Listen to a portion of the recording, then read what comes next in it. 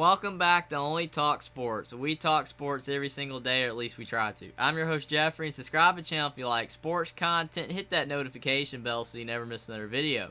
Now, on Saturday, the Mountain West Championship game will commence between the Fresno State Bulldogs traveling to the Blue Field at the Boise State Broncos. Who do I think is going to win this game? Let's break it down. Now, Fresno State is 8-4 and 7-1 in the Mountain West to start this season, and Jeff Tedford's done a great job in his second stint as the Fresno State head coach, and they've had a really good season this year. They beat Cal Poly 35-7 in week 1, and that was a good win. Then they lost to Oregon State 35-32, and that was a tough loss because Oregon State's a really good Pac-12 team this year, and Fresno State almost got the win. Then they lost at USC 45-17, and Fresno State starting quarterback Jake Haener got hurt in this game, and then they fell behind USC. Then they lost at UConn 19-14. That was a tough loss because Jake Haener was out. Then they lost at Boise State 40-20 and another tough loss.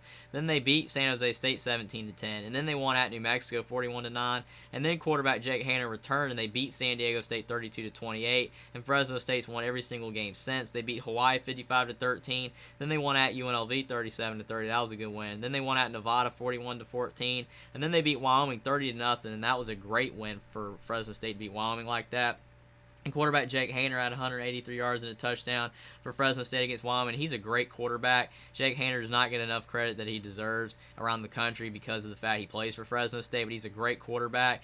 And if he had not have gotten hurt for Fresno State, they would have probably won even more games this year. Running back Jordan Mims at 52 yards and 3 touchdowns, and wide receiver Zane Pope at 83 yards for Fresno State against Wyoming. And Fresno State has a great offense. The run game needs to improve a little bit, but the passing attack is fantastic. And on the defensive side of the ball, defensive back Carlton Johnson at 6 tackles, defensive back Evan Williams at 5 tackles, and linebacker Malachi Langley at 2 tackles, and an interception for Fresno State against Wyoming. And Fresno State's defense has played well at times this season. In some games they've given up a decent amount of points, but for the most part their defense has been really solid this season. Now, on the Boise State side, they're 9-3 and 8-0 in the Mountain West to start this season. Andy Avalos has done a really good job to turn around Boise State this year after they started the season very poorly, and Boise State's really turned their season around. And in week 1, they lost to Oregon State 34-17, and that was a tough loss because Oregon State's playing really well in the Pac-12 this year, and they couldn't get that win on the road. Then they won at New Mexico 31-14, and then they beat Tennessee Martin 30-7. But then Boise State lost at UTEP 27-10. That was a terrible loss. And quarterback Hank Bachmeier, their starting quarterback at the beginning of the season, entered the transfer portal, and Boise State fired their offensive coordinator after this game, and they started to play better. Then they beat San Diego State 35-13. That was a good win. Then they beat Fresno State 40-20. They're not going to have to rematch with in the Mountain West Championship game, and obviously Fresno State starting quarterback was not in this game, so that helped Boise State. Then Boise State won at Air Force 19-14. That was a good win. Then they beat Colorado State 49-10. Then they lost to BYU 31-28. That was a tough loss at home because BYU is a decent team this year, but not as good as they have been in the past. Then Boise State won at Nevada 41-3. Then Boise State won at Wyoming 20-17. That was a tough, close win there. Then they beat Utah State 42-23, and that was a good win in their final game of the regular season to get that one. And in the Utah State game, quarterback Taylon Green had 220 yards and 4 touchdowns and 91 rushing yards and a touchdown. He's replaced Hank Bachmeier very admirably. He's very solid. He's a dual-threat quarterback. He can run, he can throw. He's a very solid quarterback all around. He's gotten better as the season's gone along. Running back George Halani had 82 yards for Boise State against Utah State.